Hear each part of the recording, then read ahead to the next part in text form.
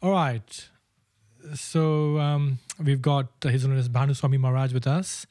My name is Jai Janamashmi Krishnadas. I've got an opportunity to meet and interview Maharaj. So, Maharaj, should I call you Bhanu Swami? Will that be all right? Yeah. Okay.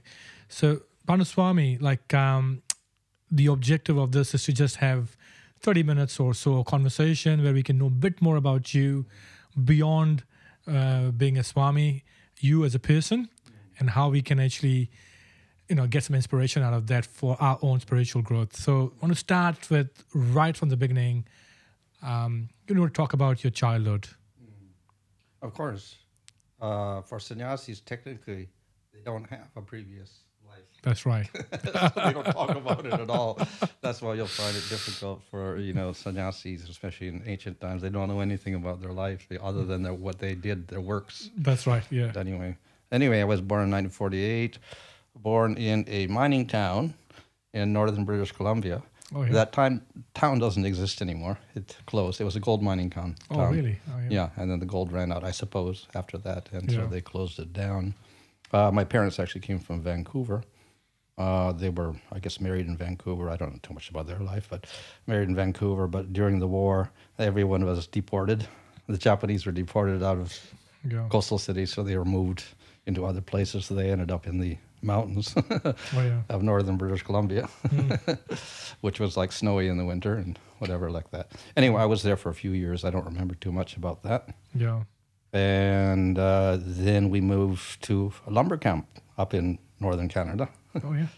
So my father, that was his job. He was trained as a mechanic for big trucks and stuff like that. So in the mining town, he was fixing things. And then also in the lumber camp, he was fixing all the trucks. The lumber trucks were up there. Yeah. So I lived there for 7 years, I guess. Yeah, about 7 years, 6 or 7 years there.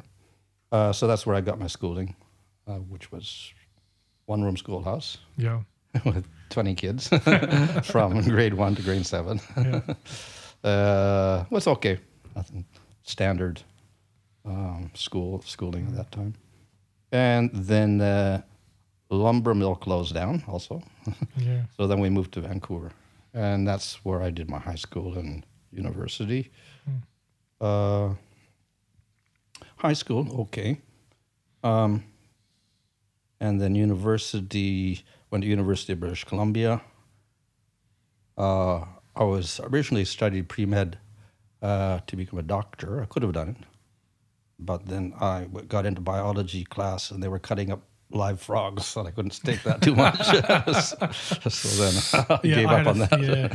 But my other thing was into arts and things like that. Yeah. So therefore I took a degree in Oriental Fine Arts History. Oh, really?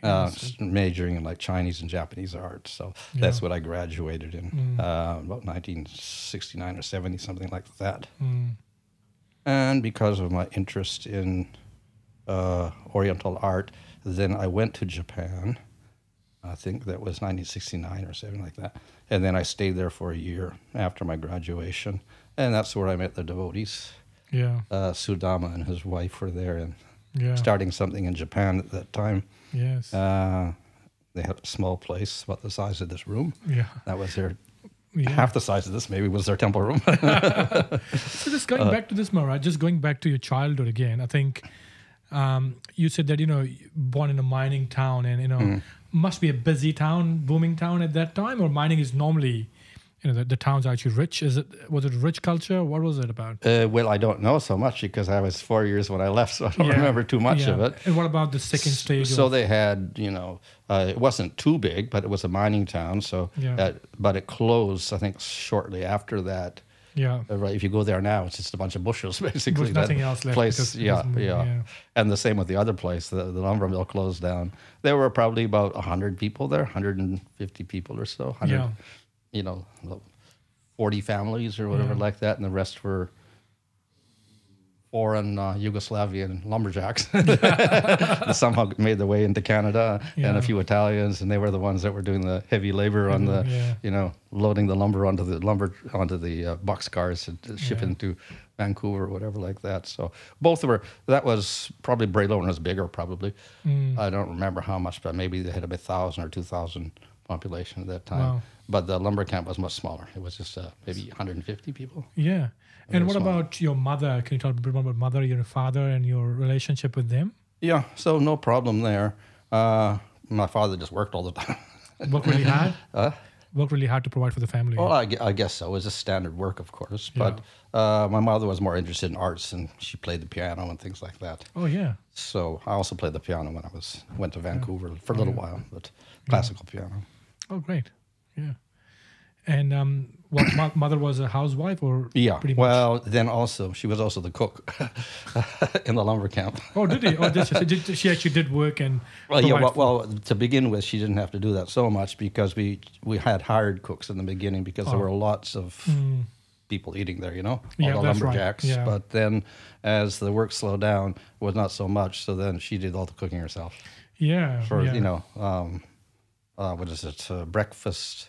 I think they packed the lunch for them also. I made lunch for them. Oh, yeah. They had little containers, sandwiches like that. Yeah. And then the supper. They come back for the supper. So then later she did all that also.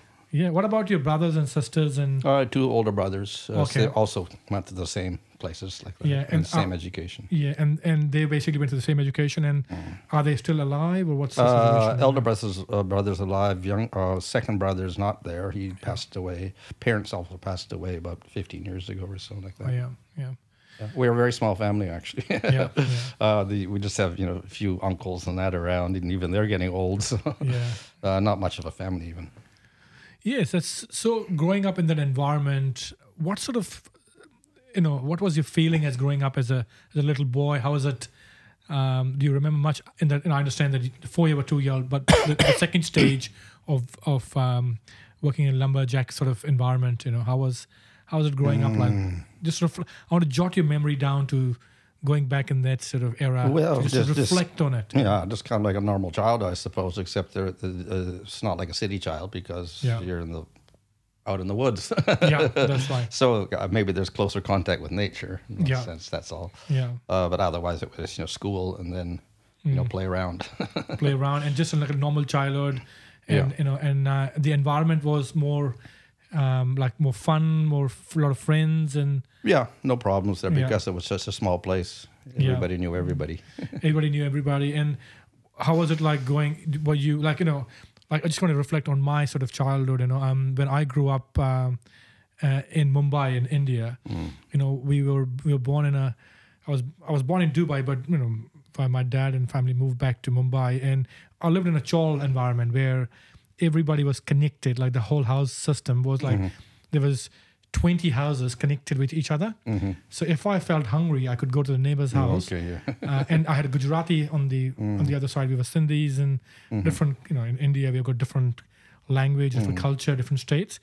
So you can knock the door and ask for any food or anywhere. You can you had so many extended families outside your families. Did you have something similar experience-wise, or? There in those places, not really. yeah. But so how was it like? I'm gonna just do a little bit deeper in that in terms of the childhood side of it. How was it that you like? You said a lot of friends, like a normal childhood, growing up in that environment. What was the some of the feelings or some sort of experience that you had from that? Well, the thing was that 4 years old I moved from one place to another place. 11 years old I move again, so you get some friends there, but they just finished. Then you go to high school for 4 or 5 years, and then that's finished, and you go to a whole other set. So it was like there was no lasting friendships through that because it kept changing. So constant changing, has it actually had any sort of impact on you as growing up from? Probably maybe be detached from everything, I suppose. Yeah, that detachment makes. And that's one of the values as we grow in, and we try to grow in a spirituality, that we look at detachment as one of the values. Has it really helped you in the spiritual life to understand that everything is temporary and relationships are temporary? Well, I suppose that experience did kind of just reinforce whatever is said in Scripture. That right. Meeting and parting is like the twigs coming together in a river and then they float away like that. That's right. Or people coming to the well and they talk for some time and then they leave the well and they all go their own way. Yeah.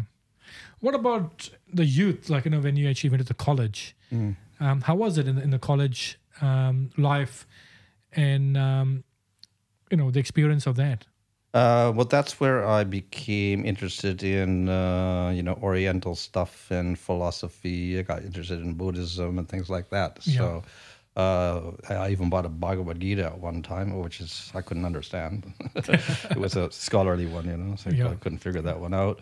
I read Upanishads, which I couldn't understand also, and things like that. So that's where I got interested in more mystical things and other cultures or whatever like that. Yeah. So going back on this, did you do any part-time job when you were growing up, or did you do any job for anybody? Just when I was in university, then summertime I would just work. What kind of work did you do? Fishing tackle factory. The little things on your, these, what they call the spoons? Yeah. And there's a hook on the end, and then there's a little ring there. So I was welding the rings onto the... Yeah. Yeah, and friendships in your youth, like when you're in a university? Not too many, because again, I went through a variety of courses. I started out in science, then I switched to arts and all this, so it wasn't anything permanent there. Also, permanent there as well. Yeah. So so when was a real sort of push for you to actually, when you met a devotee, you just mentioned that. So what happened there? Can you just go back and jog that journey? I know this is really relevant for your spiritual life to look at the first connection, the first time, the first feeling. Yeah. Well, the first connection was I was studying Japanese in Canada, in Vancouver. Just on my own, and I opened up this book, and it had a Hare Krishna card in it. Oh yeah, okay. So I said, "What's that?" So I tried to pronounce the mantra, but then I couldn't figure out. There was no contact address or anything on it, so that was it. So, but then after that, that's when I went to Japan. Mm-hmm. So in Japan, then I was looking for, meditation, a Zen temple or something. There was nothing there, kind of. And that's when I met the devotees. Did you meet them in Japan or in Canada? Or? No, just in Tokyo. Tokyo. Oh, yes. Yeah. And what was the first, straight away did you connected with it, or how was it? I said, who are those strange people? They were, with their dhoti and their sari, and they're distributing Back to Godhead magazine. So it was a little bit strange. Who are these people? But somebody actually pointed, oh, you'll be interested in this. Look over there. Something different. So I went over. They gave me a Back to Godhead magazine. And who was it, the first one who gave you? That was Sudama. Sudama. Oh, okay. Sudama and his wife. Yeah. Okay. So they were there. Later they went back to America, but they were there for that time. And they had a little house. Very small house, and they used to have a Sunday program there. So then I went to that program, started going there every Sunday. This was 1969? 69, like that. 70. Oh, yeah. So how long did you go for this program?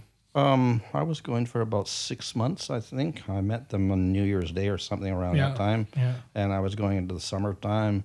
And then at the end of the summer, Srila Prabhupada came to Japan. Oh, yes. Yeah. So he was on his way to India. Oh, really? Okay. And he was discussing with Dai Nippon Printing Company, because that's where he printed Krishna book and I think Nectar Devotion, a few other books. Yeah.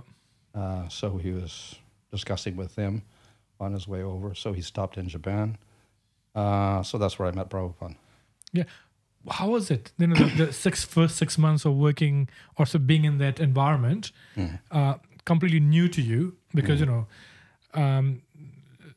growing up in this sort of generation that you grew up, and then suddenly 6 months of actually living with the devotees? No, I wasn't living with them at that time. Basically, I would go to their Sunday feast. That was about it, kind of. Yeah, Sunday feast. And then I read the Back to Godhead magazines, whatever I could, tried to understand that. That was about and then I started chanting japa. Oh, really? So how long did it take for you to start chanting a japa from? Not too long, actually. Straight away got into it and got attracted to... the Mahamantra. Yeah. And then from there on, 6 months you carried on. And then after that you met Srila Prabhupada? Yeah. So he was there maybe a week or a little over a week or so. Yeah. And how was it the first time when you saw him? Well, it was all at the airport. Of course, I didn't know anything. So he got off the airplane, whatever like that. So the devotees were crying and all like this. There were like 3 or 4 devotees there, So, but he was taken care of by the printing company. So they gave him a little apartment and this and that, and right. Cooking for him, etc. So they were all emotional, but I was just a newcomer, so I didn't know anything. But then they invited me to meet Prabhupada also. Yeah. So I met Srila Prabhupada personally, and then he talked to me a little bit. So that's how I got to know him. Yeah. And then when, at a certain point, I wasn't there, but he told Sudama, who was there, that why don't you tell him to come to India with, because Prabhupada was going to India at that time. So he had, I think, about 6 devotees there. Yeah. Sannyasis and whatever like that. Many were sannyasis. In Japan with you? Or? Yeah. Oh, okay. He came. So who are they? Like, do you remember the names of? I think Tamal Krishna. Yeah. Kartikeya. Devananda. Mm-hmm. Arvinda. He was his personal servant. And Kirtananda, I don't know if he was there or not, but he ended up in India later on, at least. So they were there, and there were about 6 of them total. Yeah, and that's the first meeting, and the first time. And so, do you remember any conversation you had with Srila Prabhupada, like first time? How was? Then he just. Did he say? What did he say to you? I can't remember the exact words, but he put the Krishna book in front of me and said, "Start reading." Yeah. So I started reading the introduction, George Harrison thing there, Apple, and then I started reading the introduction. That was about it. Yeah. And did he actually give any instructions to you at the first meeting, or? Not so much, but he said, if you can't understand anything, please ask. Wow, the first one-on-one conversation with Srila Prabhupada, and Srila Prabhupada teaching you the teacher, and the first meeting itself. Yeah. Must have been far out for you in terms of. All this must have been like, oh my God, what's going on? And how was your feeling? Well, it was obviously different. And then he says, you come to India with me, so that was also strange. So, which is rather unique. I don't think he did that with any other person ever. Yeah. So, but I didn't thought, what is this? So I said, okay, I'll try it out. Yeah. So I'm just imagining that you must be what, 20 that time, 20 years of 21. Imagine 21-year-old meeting a Swami like Srila Prabhupada and been instructed or been asked to go to India, and suddenly I'm presuming that you've never been out to a place like India before, or never been overseas before, or no, haven't been with devotees. Japan and in Canada. Apart from that, anywhere else. No. So imagine asked you to do that. How did your mom respond to that? Or parents respond to that? Oh, well, they weren't there, so. They were so you're free Canada. to do whatever you want to do. Yeah. So did you actually go to India? Yeah. So I bought a ticket and I went off with all the other devotees 6 guys, and Prabhupada. Yeah. So we went off to India via, I think, Bangkok or something, and then we ended up in Calcutta. Oh, really? So how was it? How was the experience? Now, just jot back your memory, just think deeply on that, and just reflect on this first time when you landed in India. Oh, that was strange. Yeah. Let's talk about the strange things that what happened. Well, of course, India itself was strange because it was end of August and it was all hot and muggy and, with damp, air around there in Calcutta, whatever. I think we arrived in the evening time. We were met by Achutananda. Yeah. And then he brought some Gaudiya Math people with their kirtan, which is much different from any kirtans that we were doing in ISKCON at that time. It was lots of bang bang with the kartals and all this, whatever. So they welcomed Prabhupada and whatever, and put him in a car. We went off like that. So it was all quite different, not because I was just used to the devotees and their kirtans, and they were coming into something else quite different weather, different environment, etc. So it was quite interesting, but a little bit hard to understand. Which month was this? Like what month August. was this? August. August is after hot. Janmashtami. That must, because that's your monsoon in India, and it rains, and it rains quite heavy in that sort of period because it's finished in September. The monsoon period. It was monsoon. Yeah, monsoon. So imagining that with 6 sannyasis turning up first time in India with all this strange experience with people, loud noise, and I'm presuming because I wasn't born then, but I'm presuming there still be a lot of noise pollution and other pollution, and how you to deal with all that thing and understand spirituality in that. So the feeling of that must be really, really strange and different. Yeah. Well, maybe the strangest was that the whole program, there's no real set program when we got there. Oh, yeah. Prabhupada came to India, and then Chutananda arranged a place for him to stay, which is a vacant house in, I think, South Calcutta, Ballygunge,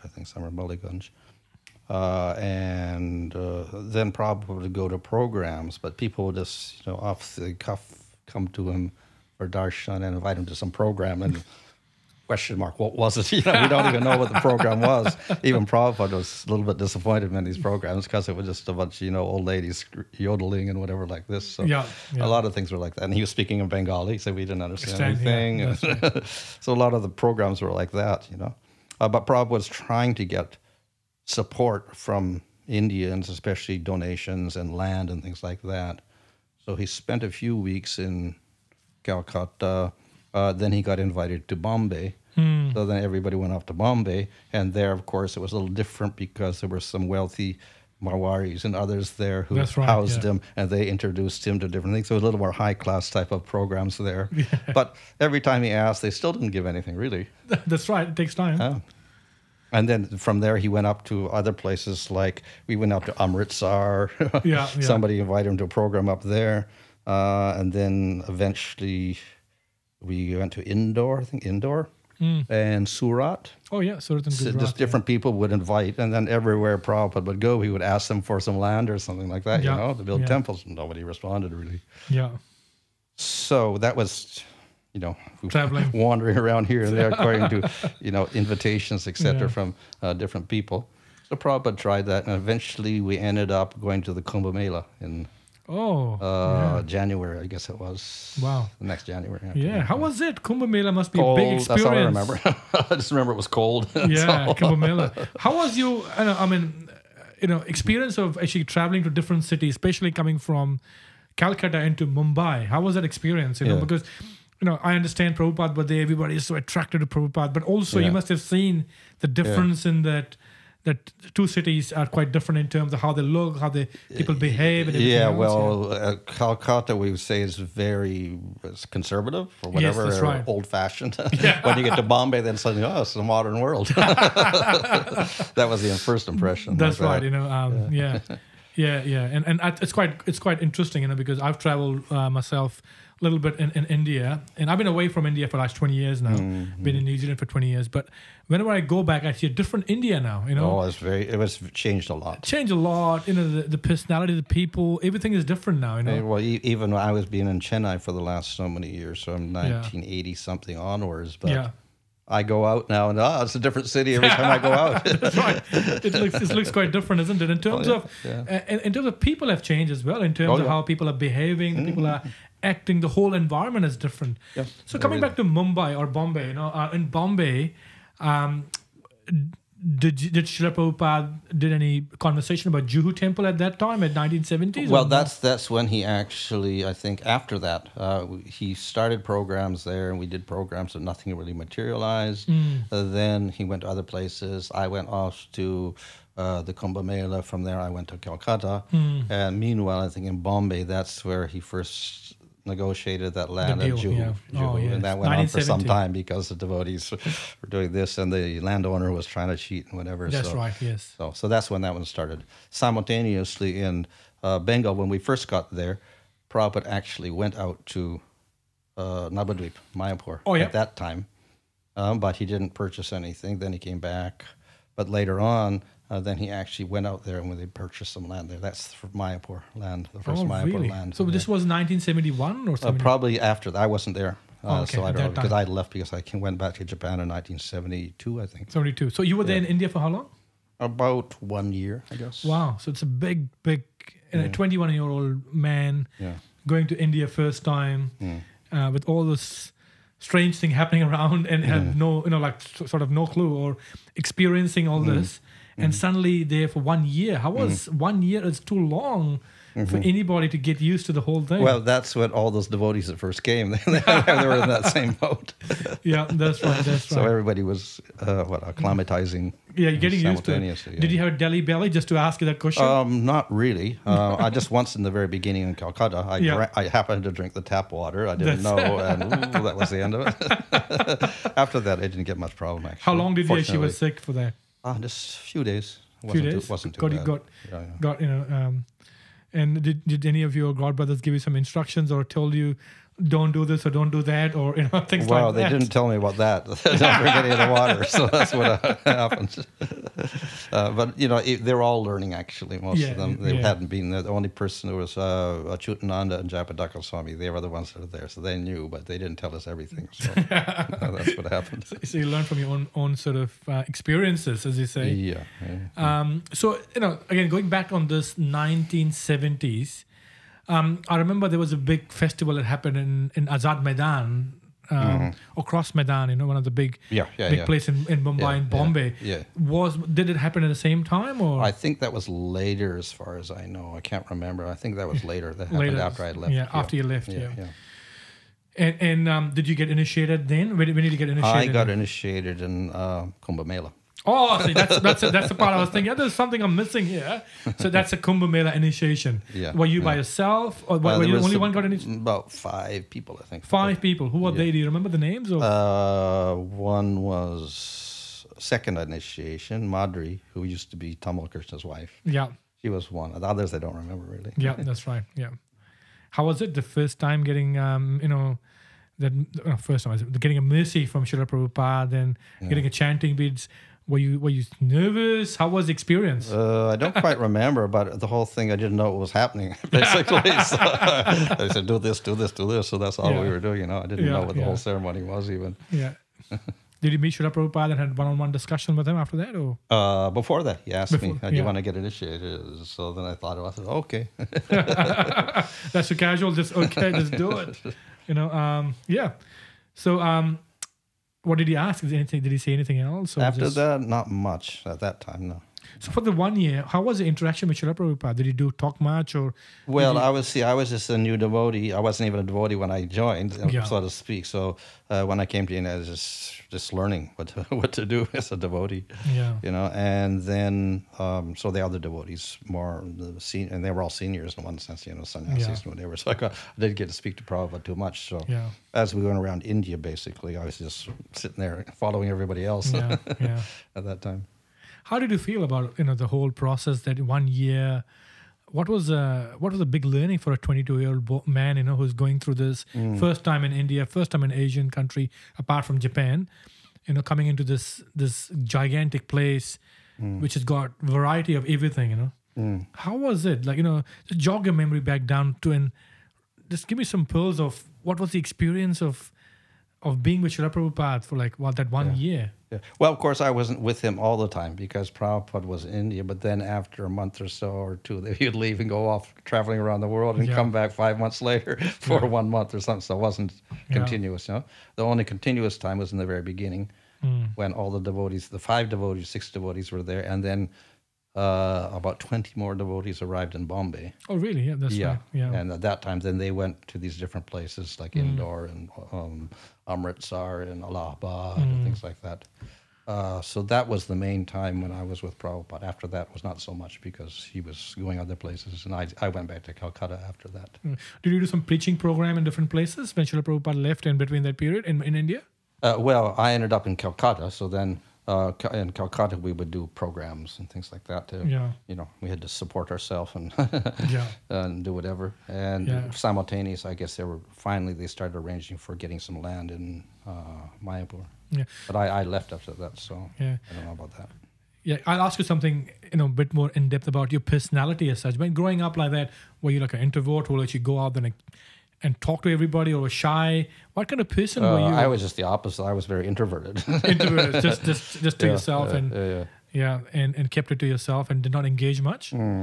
I like to study, so then I started. I got curious about Bengali because they were doing Bengali bhajans. Jutananda was teaching us. So I started learning Bengali at that time. I understand you're a scholar in Bengali as well. You learn well on my own later on. Yeah. So did you study Bengali or? Just on my own, that's it. Just on your own? Yeah. And what about, I understand you've written some really fantastic books. Yeah. Do you want to talk about that journey as well? How you got into that? Well, that's, after India, then the President Sudama was writing letters to Prabhupada, we need devotees, and he wanted to send me back. So then Prabhupada eventually sent me back to Japan. Yeah. So then I went back there, and I stayed there for some time, and later on, that's when I got my interest in, like, I would learn Sanskrit and stuff like that. So I began. But that was quite a bit later, I would say, maybe 4 years after that or so. Yeah. Then I started getting interested in Sanskrit. And so that was also self-learned only. So self-learning as well, and learn that. Yeah. Sanskrit grammar book and started learning from that. From scratch. Yeah. And then what happened after that? After 4 years, Srila Prabhupada left his body in 77 or 79. Yeah. So in that period, did you go back from India? Did you stay in India for how long? Yeah. Sometimes you go back to India. After the land was bought in Mayapur and then the first buildings were up, we went back to India a few times like that. And of course, then the temple in Bombay started. You know, they bought the land and they started building the temple there. So I was there for a little while there, in that place as well. So a few times a year, probably from Japan, I would go back to that. And then afterwards, mostly stayed in Japan until, let's see, sometime in the 80s, I guess. And then after that, mostly in India. So did you start a center in Japan, or did you do something in Japan, or in that period? Yeah, well, we started a center in Japan. Of course, we never got land until, we did get, let's say, we did actually get some land early on. I don't know the exact year, maybe 1977 or 8 or something like that. So we did get some land, small piece of land. But we never ever made a temple there because it was too far out of the city. That was only to get registration. So we bought some land for that, but we never ever had a center there. So most of it was all in rented places ever after that, until 2000 something when we actually got made a temple there. Yeah. Did Srila Prabhupada knew about at that time, or did he already left this material world? Yeah. Well, he came several times to Japan. I think 3 times after that, maybe 2 or 3 times after that. But it was only passing through. Every time I was there, but it was just passing through for 1 or 2 days or something like that. On just transiting, going to India, I think. Did you become like a temple president or something there? Did you? Or at that time, no. I was like basically, I was the pujari, the pujari and the cook. Yeah, that's back in the day. That's one person did quite a bit of roles, like cooking. Yeah, and well, it was a one-man temple in many cases, temple. So they do everything. Yeah, I remember. Well, even Prabhupada did that in the beginning. That's right, he was cooking, and there's, we're reading today in the Lilamrita, Prabhupada cooked the feast for the wedding, and then he married Mukunda Maharaj, and he got married, and then, so he was doing everything there. Yeah, I remember I was talking to a temple president here in New Zealand, Kala Sambhava. We call him Kala here, with love. So he was telling me that once, he would just, for months, he would come along, cook, do abhishek, do the puja, try to raise the deities, and then make the deities to sleep whole day. One person doing the entire thing in the temple.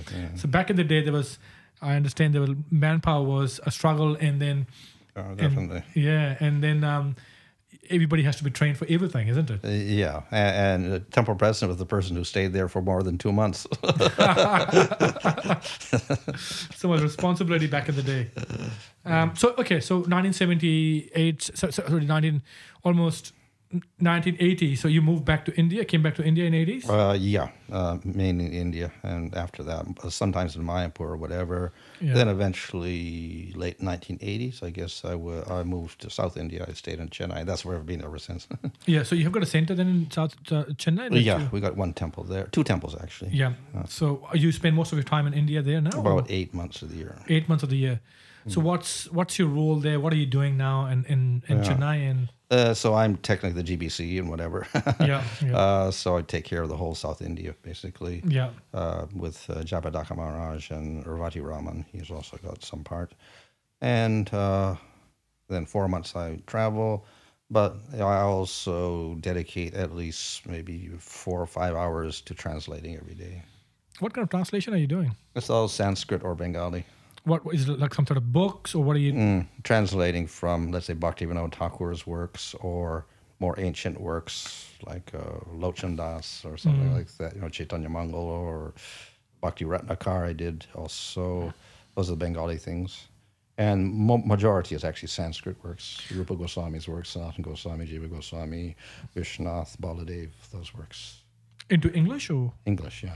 Yeah, that's really good. And you can I'm presuming that you know Japanese as well, or? A little bit. I studied, mostly on my own again. And I tried to translate, but it wasn't very good translation. But then I didn't have that much time in Japan ultimately. So, and then afterwards I was the cook and the pujari and all that sort of thing. So I didn't have time. And then I came to India. So then I just picked up Sanskrit and Bengali. Yeah. So at the moment, you're saying that most of the time is spent in Chennai in South India, in the GBC there. So when did you actually become a GBC? Like, how did the GBC transition happen to you? That was in the 2000-something, 2005 or 6 maybe. I'm not sure the year, but something like that. And when did you take sannyas? You're sannyasi now, so... That was probably in the late 1980s sometime. 80s. Oh, that's what I'm saying. So I'm missing something there. So 1980s. Yeah. So how did you get... Who was your sannyas guru, and how did that happen to you? That was Jabadaka Maharaj. Jabadaka Maharaj, yes. 1980s. Yeah. And then... So how did your parents reacted to this when you took sannyas? Like, did you? Oh, they don't know anything about that. Yeah. Because I didn't go back to Canada. Probably the first time I went back to Canada was in 1995 or something. Oh, wow. So how long? So were you in touch with your parents or not? Yeah. Periodically I write letters and whatever. So basically I was either in Japan when I first started, or India. So India, Japan, those places. And I stayed in India since, 1980 onwards or like that. So, so 1995, your parents came to know that you become sannyas, and well, they don't know the difference between a brahmachari and a sannyasi. It's a Hare Krishna. So you were always brahmachari, and you took sannyas. There was no. But that wouldn't make any difference for them. That's right. This is my Hare Krishna. That's all. Yeah. That's right. And your brothers, your brothers were in touch with you, or somewhat also. Yeah.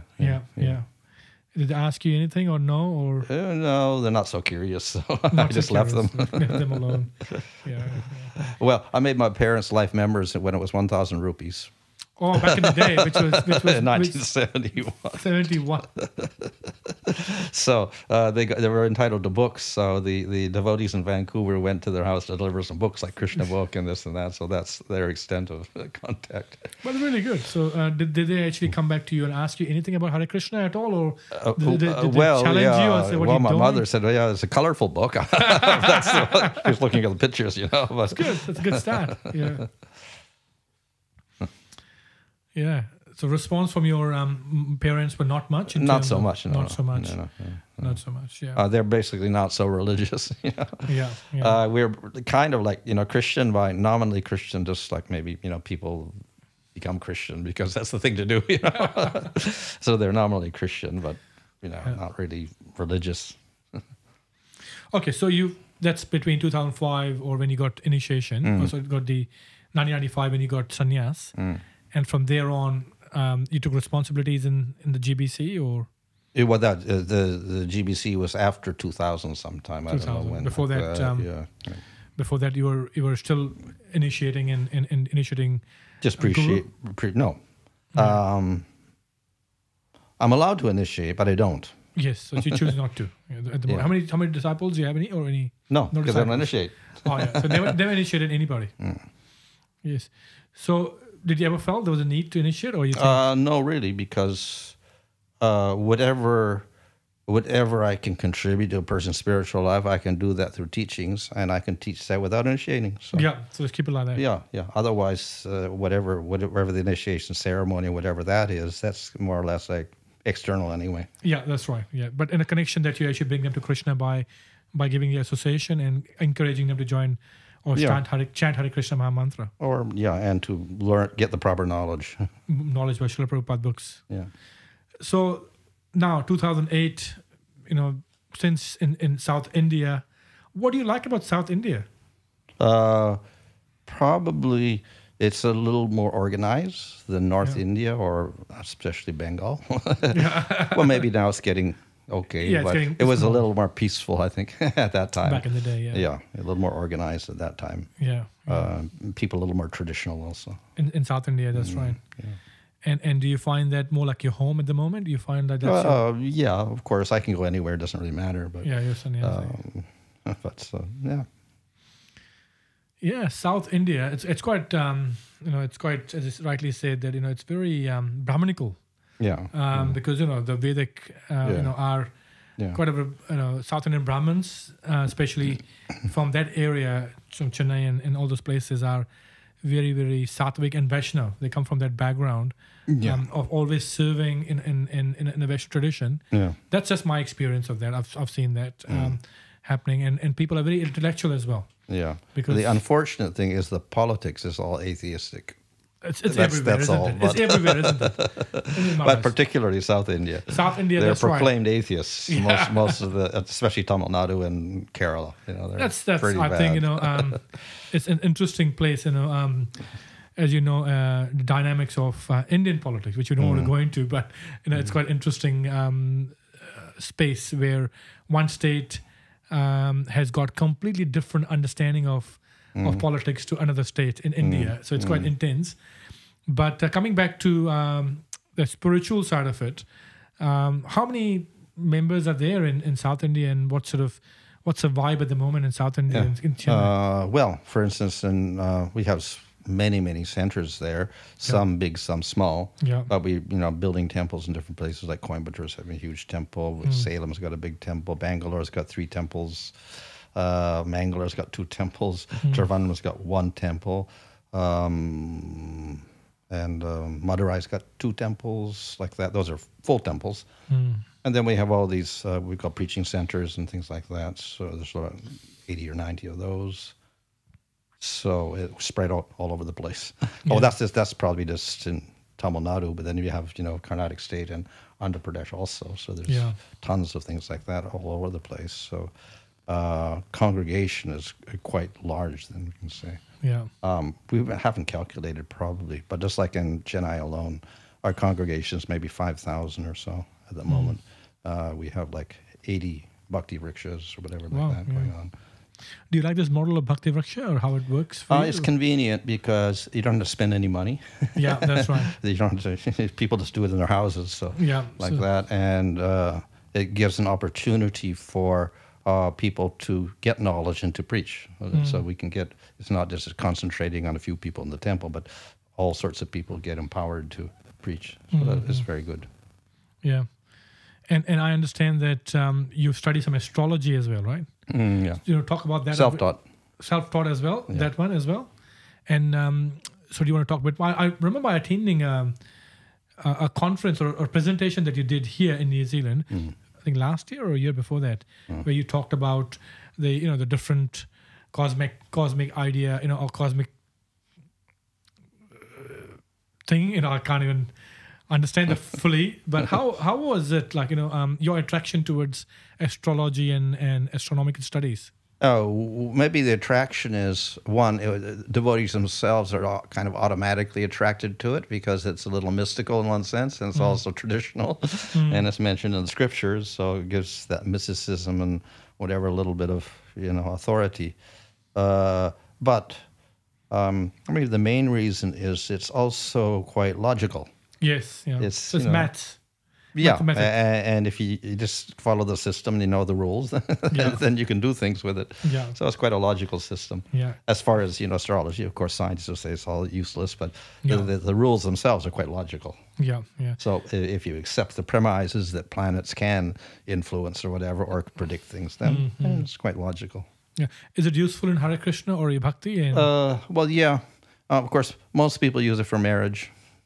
Okay.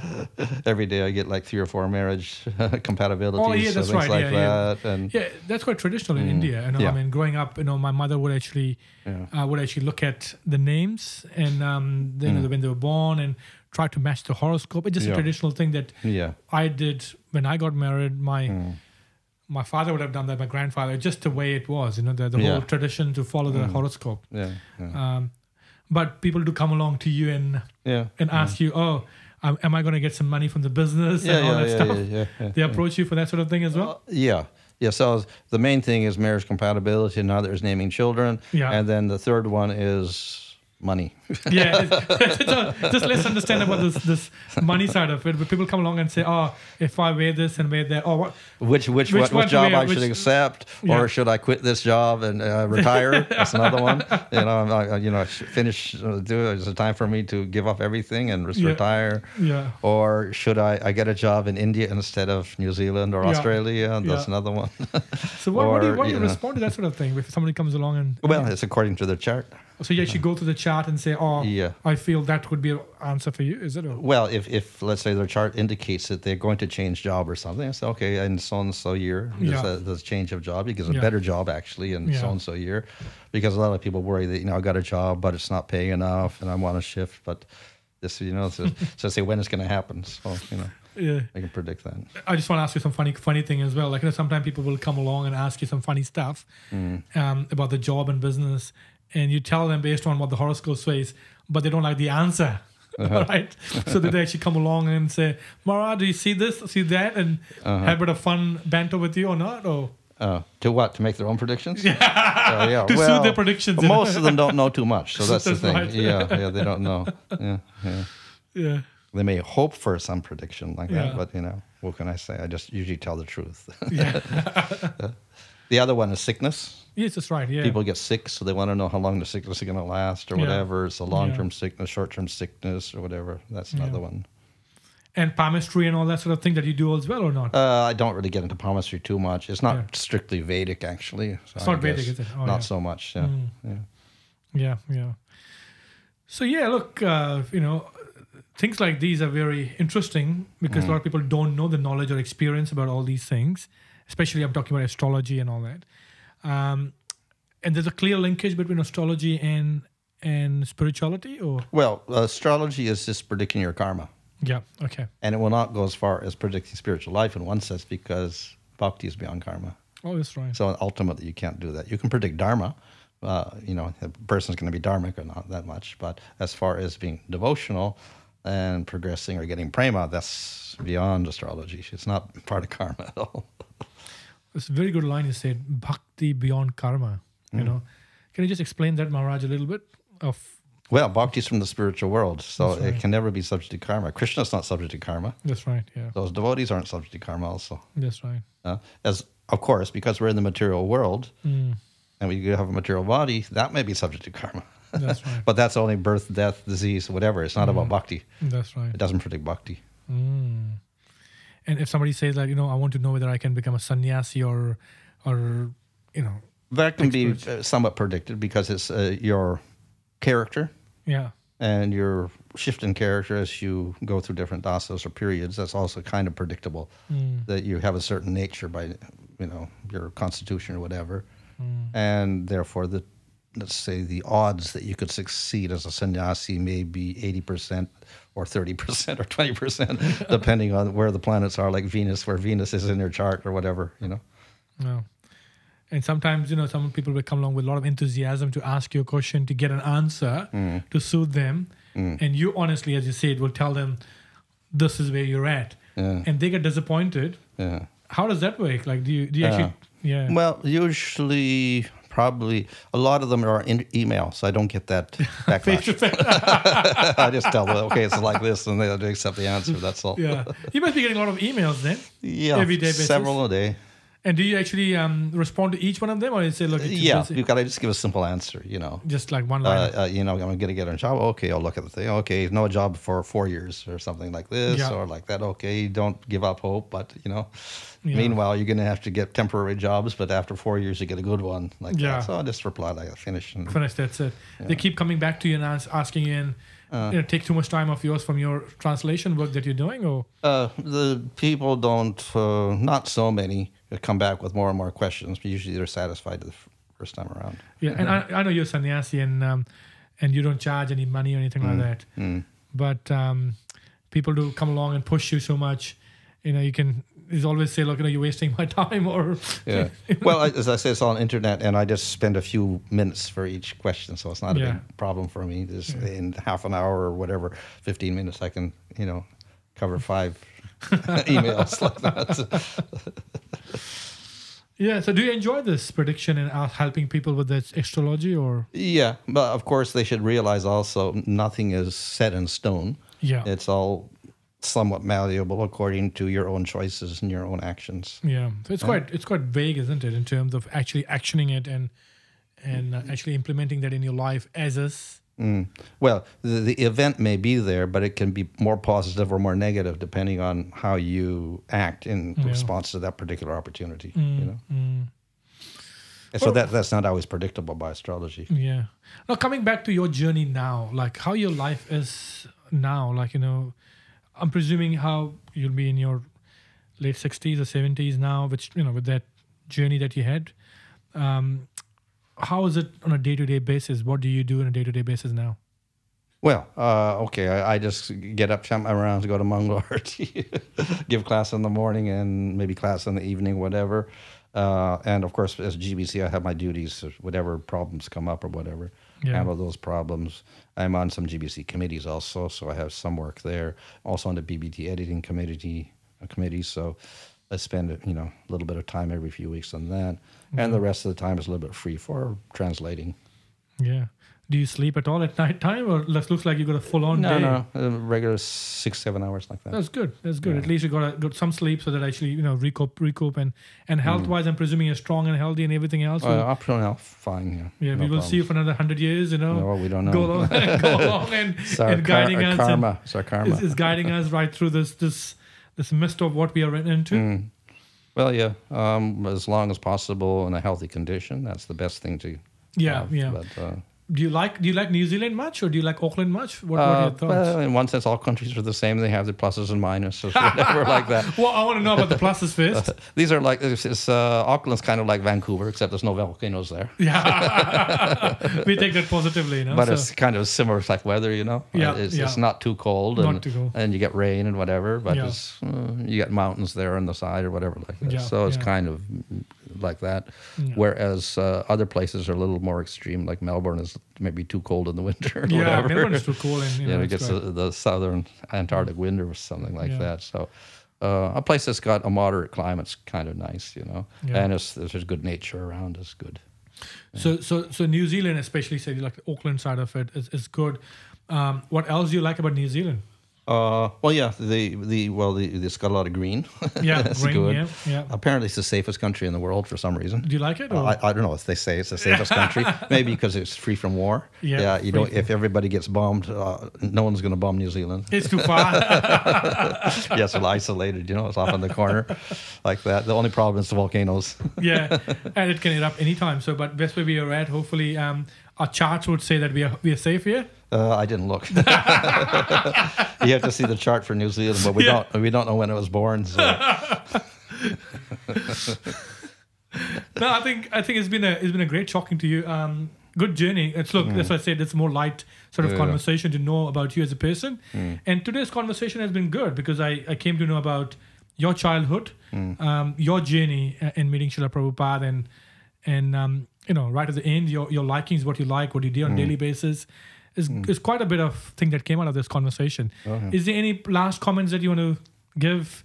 Well, if it's for a devotional audience, the thing is that we should take very seriously whatever knowledge you've been given by Srila Prabhupada and Lord Chaitanya, because this is the opportunity. Absolutely, we will. And I think I just want to thank you, Bhanu Swami Maharaj, for coming along and blessing us and giving us your time. Hopefully, we'll see you again and do more of these. Sure. All right. Hare Krishna.